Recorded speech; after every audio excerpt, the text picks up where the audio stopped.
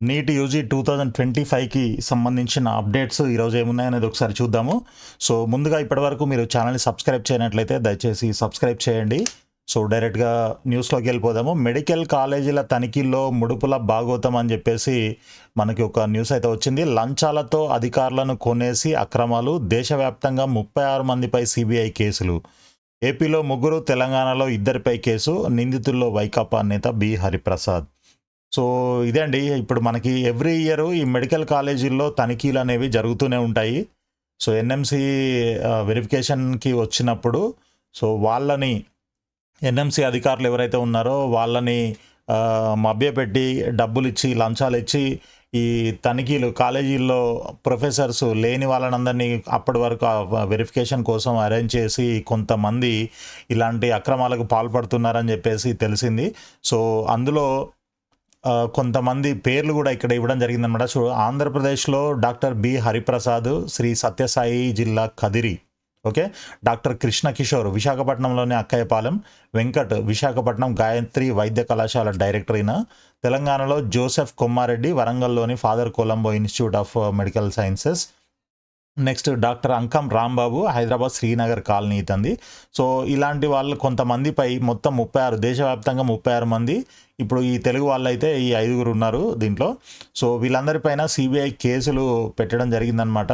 So, వివిధ వైద్య కళాశాలలకు చెందిన ప్రతినిధులతో కుమ్మక్కై అవినీతి, అధికార దుర్వినియోగానికి పాల్పడ్డట్లు సిబిఐ ఏం చేసిందనంటే వాళ్ళపైన ఎఫ్ఐఆర్ నమోదు చేసింది. ఎవరిపైన కేంద్ర ఆరోగ్య కుటుంబ సంక్షేమ శాఖ, జాతీయ మెడికల్ కమిషన్ ఉద్యోగులు, అంటే ఎన్ఎంసి ఉద్యోగులు, తర్వాత మిగిలిన కొంతమంది ప్రతినిధులు ఎవరైతే ఉన్నారో అధికారులు వాళ్ళందరిపైన కేసులు బుక్ చేయడం జరిగిందనమాట.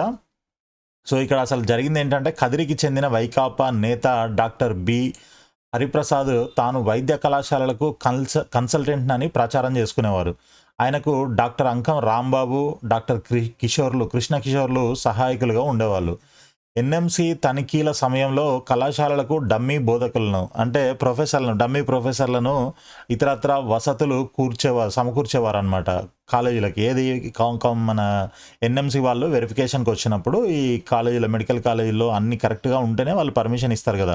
సో, ఆ పర్మిషన్ కోసము వీళ్ళు డమ్మీ ప్రొఫెసర్లని అక్కడ అరేంజ్ చేయడము, ఇంకా వేరే ఏమైనా కావాలంటే అలాంటి వసతులన్నీ ఏర్పాటు చేయడము, ఇట్లాంటివన్నీ చేసేవాళ్ళు. సో, జాతీయ మెడికల్ కమిషను అధికారులను మభ్యపెట్టి అనుమతులు ఇప్పించేవారు అనమాట. సో, విశాఖపట్నంలోని గాయత్రి వైద్య కళాశాల డైరెక్టర్ వెంకట్ నుంచి డాక్టర్ కృష్ణ కిషోర్ 50 లక్షలు తీసుకున్నారు. డాక్టర్ హరిప్రసాద్, డాక్టర్ అంకం రాంబాబు కలిసి వరంగల్లోని father Colombo institute of medical సైన్సెస్కు అవసరమైన అనుమతులు ఇప్పిస్తామని ఆ సంస్థ ట్రస్టీ జోసెఫ్ కొమ్మారెడ్డి వద్ద 66 లక్షలు తీసుకున్నారు. సో, దేశవ్యాప్తంగా జరుగుతున్న దర్యాప్తులో భాగంగా సిబిఐ తెలుగు రాష్ట్రాల నిందితులను విచారించనుంది. వైకాపా నేత డాక్టర్ బత్తల హరిప్రసాద్ ఇంట్లో 2 రోజుల పాటు తనిఖీలు జరిగాయి. ఆయన గురువారం ఢిల్లీలో సిబిఐ ఎదుట విచారణకు హాజరయ్యారు. సో, ఇది మనకి మెడికల్ కాలేజీల్లో ముడుపుల భాగవతం అనమాట. ఈ తనిఖీలు కరెక్ట్గా ఉంటేనే, అన్ని ఫెసిలిటీస్ కరెక్ట్గా ఉంటేనే అప్రూవల్ ఇవ్వాలి యాక్చువల్గా. బట్ ఇలా డబ్బులు తీసుకొని కూడా కొన్ని అవకతవకలు జరుగుతూ ఉన్నాయి. సో, దానికి సంబంధించింది ఇది. అధికారులు సహా 34, ఇది ఇంకొక న్యూస్ పేపర్ ఉన్నది. వైద్య కళాశాలను నియంత్రించే విధానాలను చట్టవిరుద్ధంగా మారుస్తూ అవినీతికి పాల్పడుతున్న అధికారులు సహా 34 మందిపై కేంద్ర దర్యాప్తు సంస్థ సిబిఐ కేసులు నమోదు చేసింది. వీరిలో 8 మంది కేంద్ర ఆరోగ్య మంత్రిత్వ శాఖ అధికారులు ఉండగా 5గురు జాతీయ వైద్య కమిషన్ ఎన్ఎంసిలోని డాక్టర్లు ఉన్నారు. Tata institute of social sciences chairman DP Singh, Gitanjali విశ్వవిద్యాలయం రిజిస్ట్రార్ మయూర్ రవత్పుర వైద్య పరిశోధన కళాశాల చైర్మన్ రవిశంకర్ జీ మహారాజ్, ఇండెక్స్ వైద్య కళాశాల చైర్మన్ సురేష్ సింగ్ బొదారియో పేర్లను సైతం సిబిఐ ఎఫ్ఐఆర్లో చేర్చింది. సో, ఇవి పరిస్థితి ఇలా ఉంది. మరి మెడికల్ కాలేజీలు ఈ సంవత్సరం ఎన్ని మెడికల్ కాలేజీలకి ప్రాపర్గా పర్మిషన్ వస్తుంది ఏంటి అనేది మనము వెయిట్ చేసి చూడాల్సి ఉంది. సో, ఇక మనకి నిన్నటి కోర్టు కేసులో ఇంకొకటి మనకి సుప్రీంకోర్టులో జరిగిన కేసుకు సంబంధించిన డీటెయిల్స్ అనమాట ఇవి. నీట్ యూజీ 2025 ఫలితాలు సవరించాలన్న పిటిషన్ని సుప్రీంకోర్టు కొట్టివేసింది. సో ఒక క్వశ్చన్ పేపర్లో ఒక క్వశ్చన్లో తప్పు ఉందని చెప్పేసి ఎవరో పిటిషన్ వేయడం జరిగిందనమాట. సో ఒక్కరి కోసము ఇన్ని లక్షల మందిని మేము డిస్టర్బ్ చేయలేము, ఇంతమందికి సంబంధించిన అంశం ఇది అని చెప్పేసి సుప్రీంకోర్టు ఇలాంటి వాటిల్లో మేము ఎటువంటి జోక్యం చేసుకోదలుచుకోలేదు. సో కాబట్టి మీరు ఇట్లాంటివన్నీ మళ్ళీ తీసుకురాకండి. ఇంతకుముందు కూడా నిన్న మొన్న రోజుల్లో కూడా ఇలాంటిదే ఒక పిటిషన్ వస్తే దాన్ని కూడా కొట్టేశామని చెప్పేసి క్లియర్గా చెప్పింది. సో దీంతోనే దాదాపు మనకి ఈ నీటికి సంబంధించినటువంటి కేసులన్నీ ఆల్మోస్ట్ క్లియర్ అయినట్లే అనుకోవచ్చు.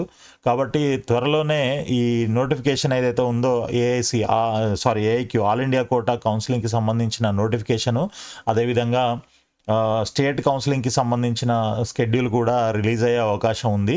మేబీ ఈ వీక్లో రావచ్చు అనమాట. ఒక 1 వీక్ రోజుల్లో మనకి ఈ డీటెయిల్స్ అన్నీ కూడా అప్డేట్ అవుతాయి. సో మన ఛానల్ని సబ్స్క్రైబ్ చేస్తూ ఫాలో అవుతూ ఉండండి, అప్డేట్స్ అన్నీ వస్తుంటాయి. అదేవిధంగా మీకు ఏ కేటగిరీ కానీ బి కేటగిరీ కానీ వాటికి సంబంధించిన కౌన్సిలింగ్ ప్రాసెస్ ఇవన్నీ కూడా మీకు వీడియోలో ఎక్స్ప్లెయిన్ చేస్తాము. మీకు పర్సనల్గా సర్వీస్ కావాలి పర్టికులర్గా అనుకుంటే మీరు కింద కనిపిస్తున్న నంబర్కి మాట్లాడొచ్చు, లేదా వాట్సాప్లో మెసేజ్ చేయొచ్చు. అదేవిధంగా ఎవరైనా ఎక్కువ ర్యాంక్ వచ్చి మాకు ఏ కేటగిరీలో సీట్ వచ్చే అవకాశం లేదు, బీలో కూడా వచ్చే అవకాశం లేదు, ఒకవేళ సిలో ట్రై చేద్దామని అనుకుంటే సి కేటగిరీలో మీ బడ్జెట్ మామూలుగా అయితే 25-26 lakhs పర్ యానం ఉంటుంది. 5 సంవత్సరాలకు అనుకున్నా కూడా 1,25,00,000 ఉంటుంది.